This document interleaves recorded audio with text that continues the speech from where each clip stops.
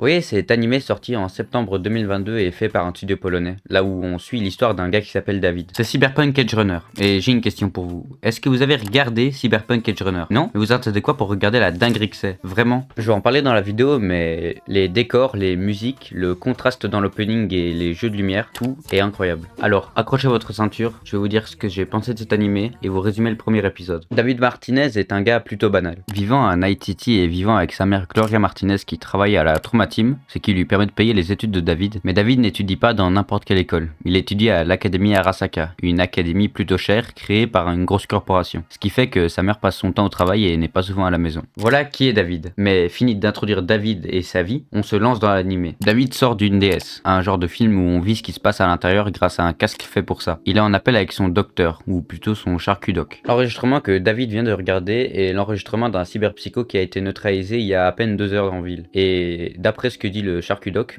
c'est un enregistrement pas très légal. Après ça, David fait une machine, mais celle-ci est en panne pour cause de solde insuffisant. Il demande à sa mère si elle pourra remettre de l'argent dans la machine et dans la discussion, ils en arrivent à parler de la mise à jour que David doit faire pour son matériel afin de suivre les cours. Mais celui-ci ne veut pas que sa mère paye et il dit que ça va aller et qu'il va régler le problème avec le doc. David part donc pour aller en cours. Sur le chemin, il croise une fille avec les cheveux blancs, bleus, roses, etc. qui l'intrigue. Alors il se met à courir après et en arrivant là où elle était, elle a disparu. Mais c'est pas grave. David doit aller en cours et il continue donc son chemin. En cours, il se fait réprimander par l'hologramme qui leur sert de prof et après les cours, il devrait aller chercher un papier pour justifier sa tenue. C'est là que Katsuo, ce gros bâtard, l'appelle pour l'insulter sur sa tenue. Il parle du matériel de David en disant que c'est du matériel préhistorique et qu'il comprend pas pourquoi le gars est dans son école alors qu'il sait pas se payer une mise à jour. Et là, David casse tout le matériel à cause de son casque, soi-disant réparé par le doc. À cause de ça, sa mère va devoir repayer toute l'infrastructure informatique de l'école. Le directeur change de sujet et on arrive à en parler du fait que David n'est pas très bien intégré dans sa classe. Et le directeur se demande s'il devrait pas le faire changer d'établissement. Mais la mère de David refuse. Dans la voiture, la mère de David l'engueule, mais c'est là qu'un drame va arriver. Ils sont pris entre deux voitures et d'un côté, il y a des voleurs qui veulent tirer sur l'autre voiture. Pour voler la voiture en face, les voleurs tirent un missile et...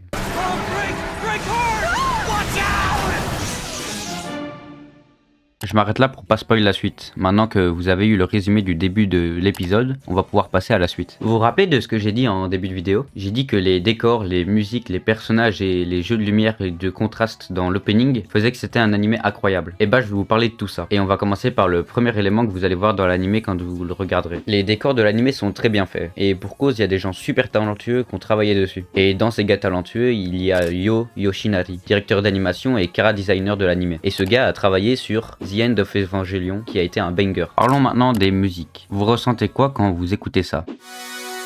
I couldn't wait for you to come and clear the cupboard. But now you're gone and leaving nothing but a sign. Je dirais que ça vous a rendu triste ou mélancolique. Et c'est une des musiques qui est dans Cyberpunk. Et c'est aussi la musique qui est la plus connue de l'animé. Mais plus que des musiques où des gens chantent, il y a la bande son de l'animé. Une bande son incroyable. Écoutez-moi ça.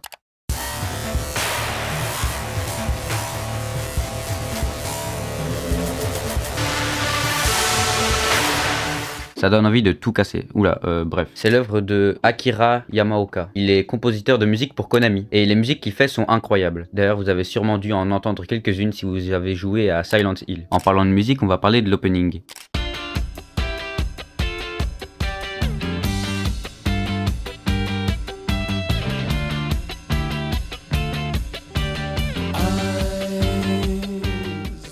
C'est une claque visuelle. La couleur jaune du logo de Cyberpunk et la représentation de David quand il utilise son sang dévastant avec de la couleur. Tout est très beau. Et en plus de ça, c'est sur une musique super cool. This Fire de Franz Ferdinand. Elle match parfaitement avec les visuels. Surtout que l'opening suit le rythme de la musique. Ce qui fait qu'il rend super bien. Allez le voir en entier si vous voulez vous faire votre propre avis dessus. Bref, ça ajoute des points sur la note finale. Au final, j'ai pas dit ce que j'ai pensé de l'animé. Mais qu'est-ce que j'ai pensé de l'animé alors? Je trouvais que c'était super agréable à regarder. C'est un animé assez court. Il dure que 10 épisodes en tout. Mais c'est largement assez. Il y a des retournements de situation qui s'emboîtent bien dans le scénario, dans le sens où les événements arrivent pour une bonne raison. Non, vraiment, rien n'est mauvais. Il y a que de la bonne musique, c'est beau, l'animation est très smooth, on peut rien dire de mal. Pour moi, je donnerais la note de Cyberpunk Edge Runner sur 20. Donc un bon 18 sur 20 pour Cyberpunk Edge Runner. Voilà, je sais pas si c'était la meilleure vidéo, mais voilà. J'espère qu'elle vous a plu. Je galère vraiment à faire des bonnes vidéos, mais je fais de mon mieux. Alors on se retrouve pour la prochaine vidéo sur un tout autre sujet. C'était Ellie, le lore.